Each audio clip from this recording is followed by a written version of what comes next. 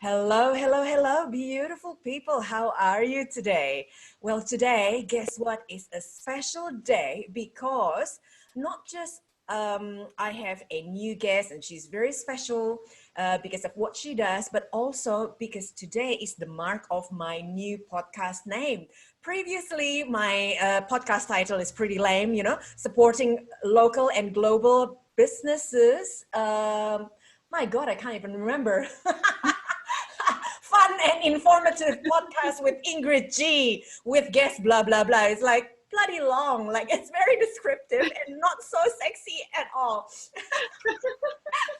So how thanks to my coach, we come up with a new name. It's called Relaxed and Raunchy Relationships because it is so me. I'm all about relaxation. I'm all about relationship, and I am pretty cheeky.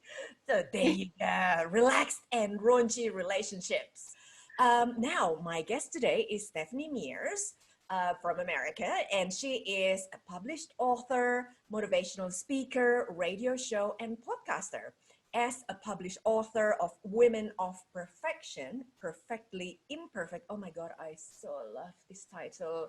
I can so relate because, as women, that's why I bring her here for you, lovely audience, because as women, can you just relate that you're so pressured to be so perfect within your family, within society, and then we go bonkers, right? So she talks about how in today's society, women are expected to be perfect with Pinterest. Oh my God, forget about Pinterest. just too much social media and social media. But the reality is we are killing ourselves with the need of obtaining this perfection. In the book, it speaks to what it is, the cause of this need for perfection, and how we can overcome these boundaries and fears to become who we dream to be. Love that. As a speaker, she speaks to women and men, all right, no discrimination, lovely, about breaking out of these fears and boundaries and achieve goals. So Stephanie has a radio talk show of Sacramento Money 105.5, as well as a podcast, Empower Hour, on Spotify. Stephanie is a co-founder of Empower Hour, which is a women's networking group and helps women and children off the streets. Oh, so good. Yes, there's so many homeless people nowadays. We need to be able to do something.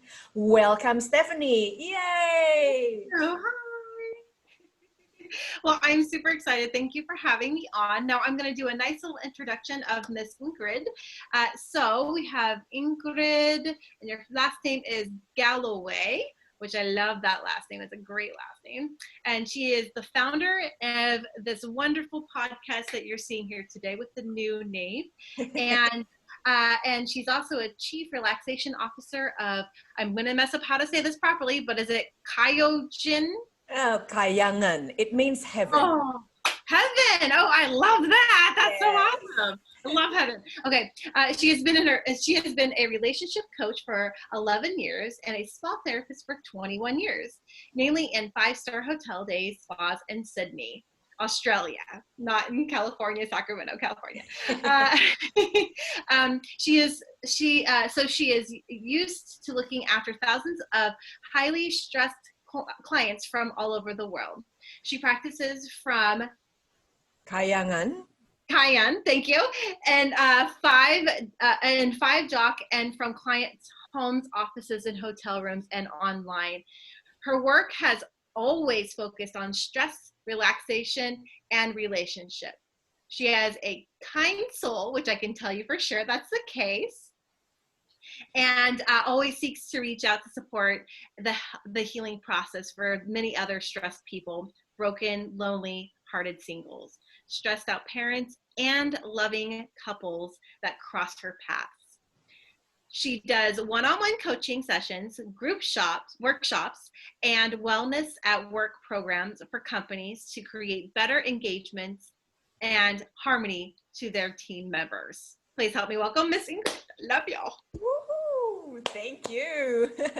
So, Stephanie, I'm intrigued to find out what is your why. Why is it that you do what you do? Because you know you have accomplished so much, you know, in marketing, top award of this and that, and you know you help people off the street. Like, what come, you know, what where does this come from?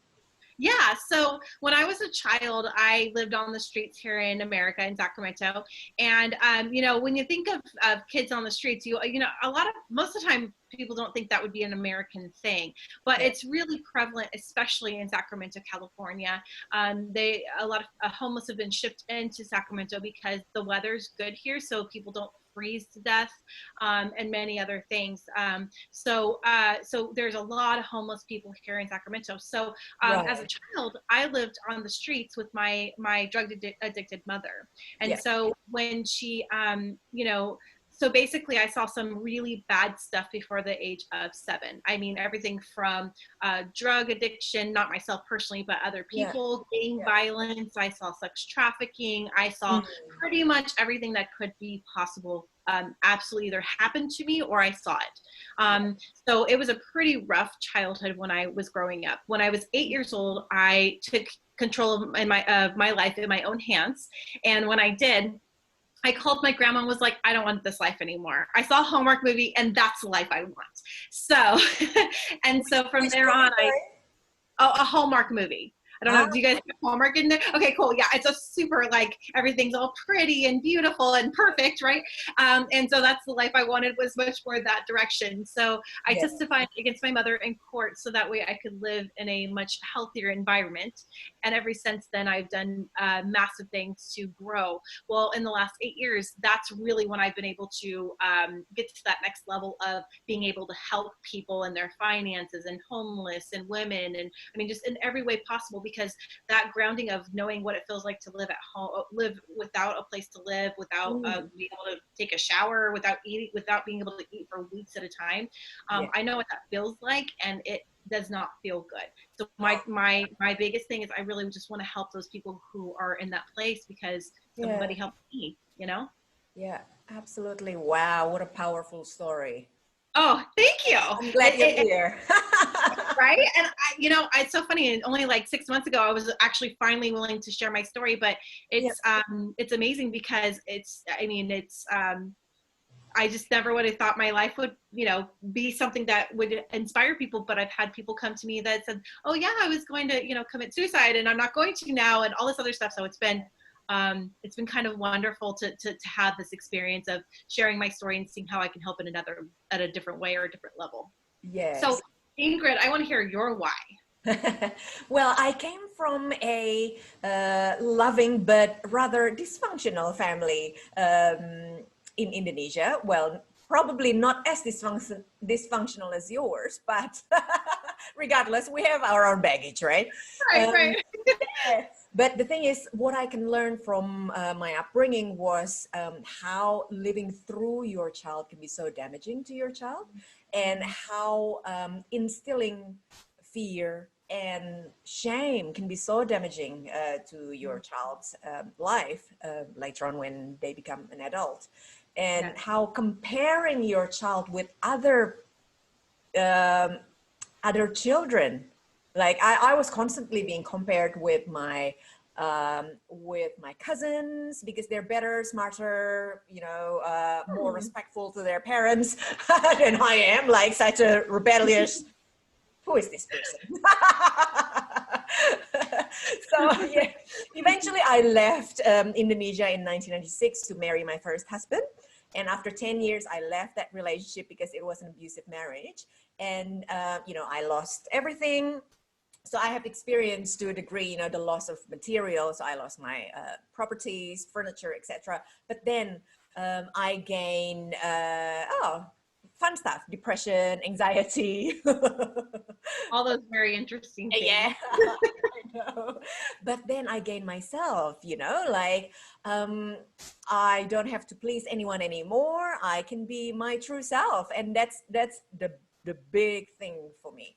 And then I went back to college. I studied counseling and life coaching, and straight away I knew I would be a coach, not a counselor, and my niche would be in relationship. And then I got married to my second husband, hopefully my last. And I have 2 kids. And through having kids, I also gained pre and postnatal depression. So, yeah, so my life has been like happy, sad, you know. And then the last one, I lost 4 aunties thanks to COVID-19. So, yeah, in 3 weeks' time, I lost 4 aunties, my dad's sisters. So to say that I've been to hell and back, it's a fair statement. It Yeah, is. yeah, and that's why I really am compassionate and passionate to help others in similar sort of situation, especially if they have high stress level, some level of depression, some level of anxiety, because yeah, I know what it's like, and I'm here to support the others.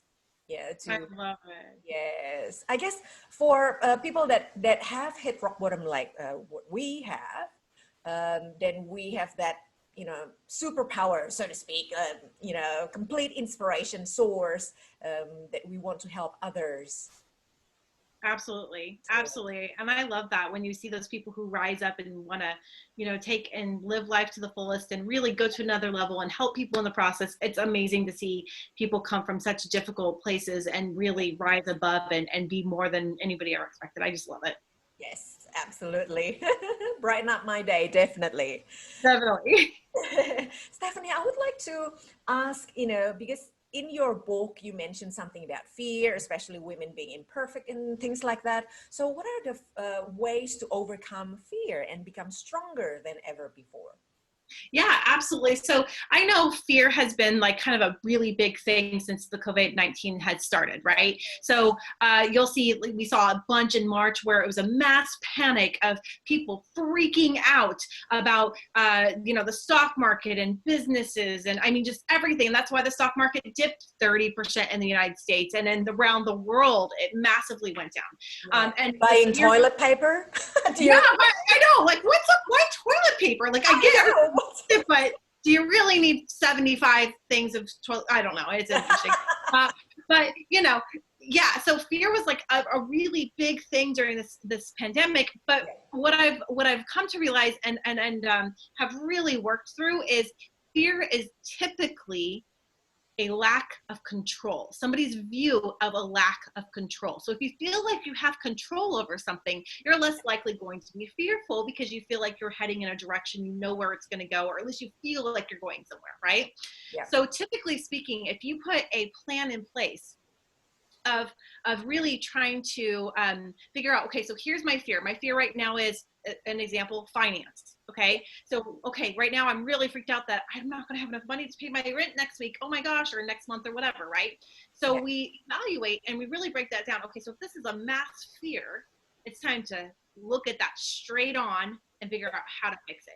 So the first thing you would do is check out your budget. Okay, so what is our incoming? What is our outgoing? Okay, so if the incoming, the outgoing is so high and the incoming so low, Yeah. time to fix it. You can make some massive adjustments, right? Everything from you can put delays on your car payments, on your house payments, on. I mean, there's so many opportunities right now to be able to get help. Yeah. Okay, in that realm. As long as you ask for help, yeah? Exactly, if you ask for help. So that's kind of where you would start, right? And check out your budget. The second thing would be checking out your portfolio because most people lost a ton of money during this time frame and people Yeah. are freaking out about their retirement. So get a plan in place. If you don't have a financial advisor, then find one, somebody who's actually going to help you put a plan in place and not just say, oh yeah, everything's going to be fine in 6 months. Put something together. If you have a plan in place, you're less likely going to have a fear of the situation. Next, you would also evaluate, again, if this is your issue is money, you would evaluate beyond the portfolio. Okay, so what does my vision look like in 3 months, in 6 months? Close your eyes, really imagine what you want your financial picture to look like and what you want everything to look like in that day, and then mask it down to an actual goal or a plan. If you're again having issues with putting in plans, not just with their financial portfolio and a budget, you know, you could also have issues with planning this. There's financial coaches, there's financial planners, there's so many people out there who can give you help. Okay, guys. I mean, there's so much help. So if you're struggling, get help with this, but get a plan in place. And then the last item is really, once you have that plan in place, is action. So if you don't do anything with those plans, it's a dream. It's not real. So if you have the plan in place and you start taking actions, that fear will tend to dwindle away, either right away or even over time. So that is just kind of a generic or an idea of one example of one of the biggest fears a lot of people are coming into right now is the financial picture. So typically, if you take up this fear, this thing that you think is so big and so scary, but break it down into a plan or a plan, put it in place, and really start to imagine where you want to go, you will see that your fear will diminish massively. And if you still haven't had a lot of fear diminish, please also contact a therapist if it gets to that point where you're still freaking out and have anxiety. Therapists also could massively help too. So I'm all about getting help personally. I love reaching out to coaches, reaching out to people, and getting the proper help so that way I have a right strategy in place for my action to be worth it. So let me ask you, what are 3 tips relating to your expertise? Well, on relationships, I would say check in with your partner regularly, about their stress sources, especially during the lockdown and beyond, obviously. Eventually the lockdown will ease up, people can get out again and go back to work. So whatever their stress sources is, maybe, kids, homeschooling kids, maybe, just whatever the source is, just check in regularly. Very important. And check in about their fears. You've been talking about fears, so listen and wanting to know more. So be inquisitive, putting a lot of attention to your partner because they need it. They need it right now. Mm-hmm. And support one goal. So that's not too much, not overwhelming. Just, hey, I'm here to support you. What is the one thing that I can help you with? So support, starting just for one goal. So you are not feeling overwhelmed too. So secondly, I encourage couples massage. I teach couples how to massage each other for relaxation and intimacy. And give them, couples coaching and products as well to support the romantic ambience in their own sacred time. So because, physical touch is one of the top 5 love languages. You probably have heard about 5 love languages before. And blokes, typically blokes love physical touch. No wonder why they ask for so much sex. Right? Probably because their top love language is physical touch. So there you go.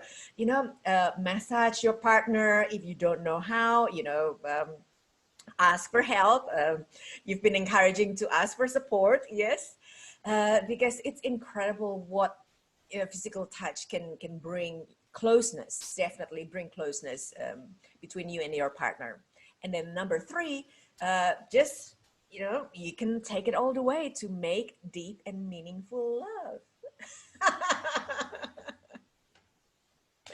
Yeah, so after you're touching your partner, you are allowed to go all the way to making love. So there you go. Those are my 3 tips.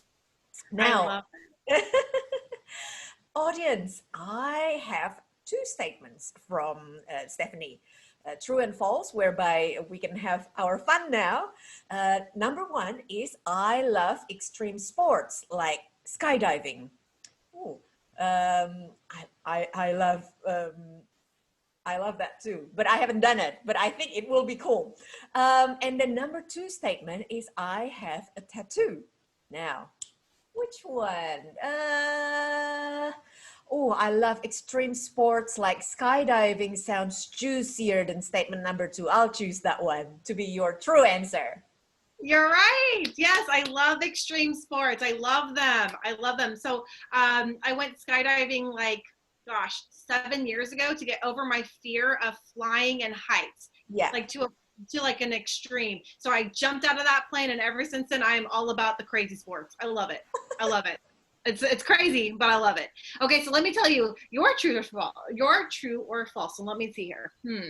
Okay, so Ingrid's dinner guest admitted that he ate a homemade cookie when he was a child. Okay, or Ingrid's dinner guest admitted that he ate a poo when he was a child. I'm hoping it's not this. I feel like it's the second one. It's the poop. Is it the poop? No. Oh, Correct. I know my son loves to. When he was young, he smeared poop everywhere. So I was Everywhere. like, he might have done that. Who knows? Yeah. So the story was, yes, every month, well, obviously not during lockdown, every month I would host a dinner party with my friends. So different friends, different month. And we'll talk around the table to tell funny stories. All right. So one friend, he's a massage therapist and he's from Poland. And he used to be a chef, now massage therapist. So obviously he liked cooking. And then when he was a child, he made this cookie dough. And the color of the cookie dough, as you can imagine, is kind of like, yeah, brownish, grayish kind of color. And Yeah.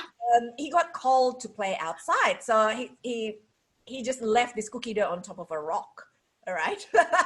Shaping like poo. So about this long, that sort of color, poo sort of color. And then after playtime, hey kids, come back. He felt hungry. And then in front of his friends, he just grabbed, oh yeah, that's my cookie dough. I just gonna eat it. And then his friend was like, what did you just do? They thought that he ate a bloody poo, but no, it's just Oh my gosh. Sorry. I can't wait until I can host dinner parties again and then hear more funny stories. Oh, so true, right? Now, Stephanie, I'm intrigued to hear, how do you relax or add raunchiness into your relationship? Because our audience obviously love relaxation, or they love to find out how can they add something more into their relationships.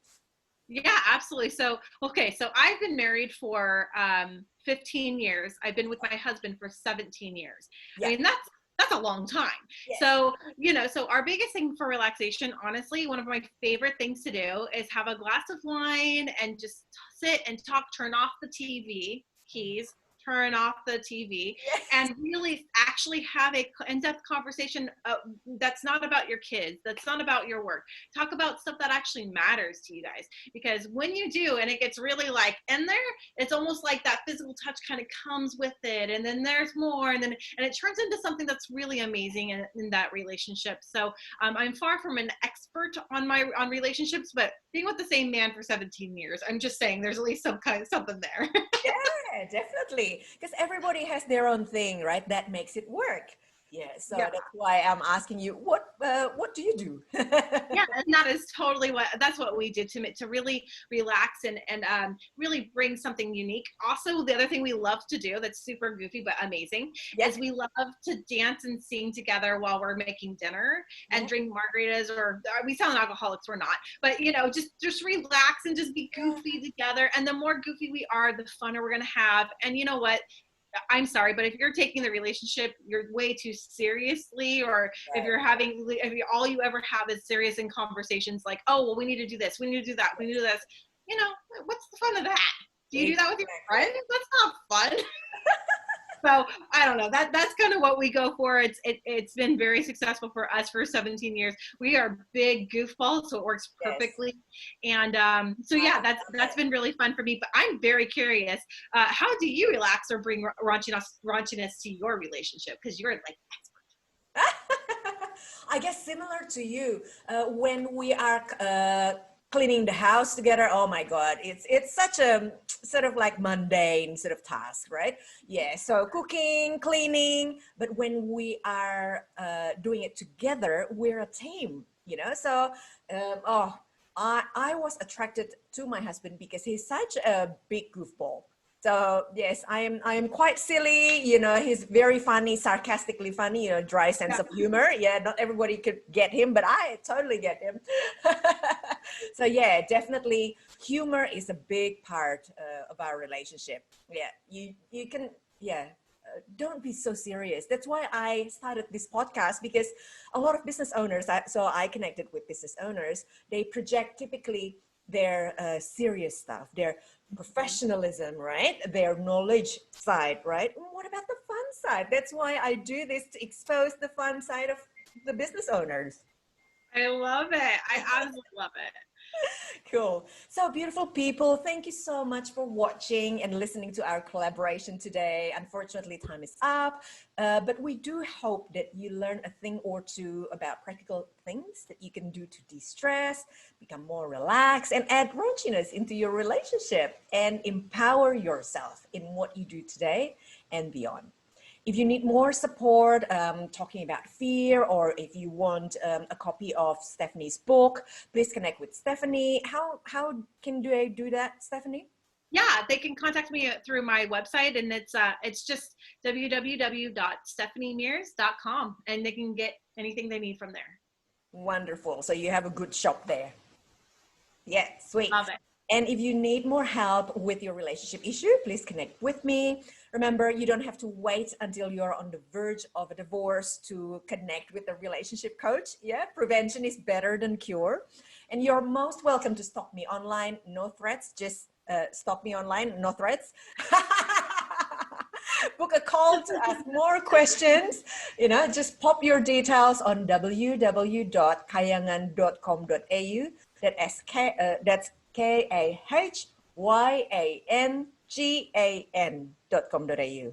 So please like and subscribe to my YouTube channel, Ingrid Galloway. And I look forward to connect with you next time with more local and global guests, because I really believe that this is the perfect time for us to connect and support each other as human beings. So keep well and lots of love. Thank you so much, Stephanie. Thank you.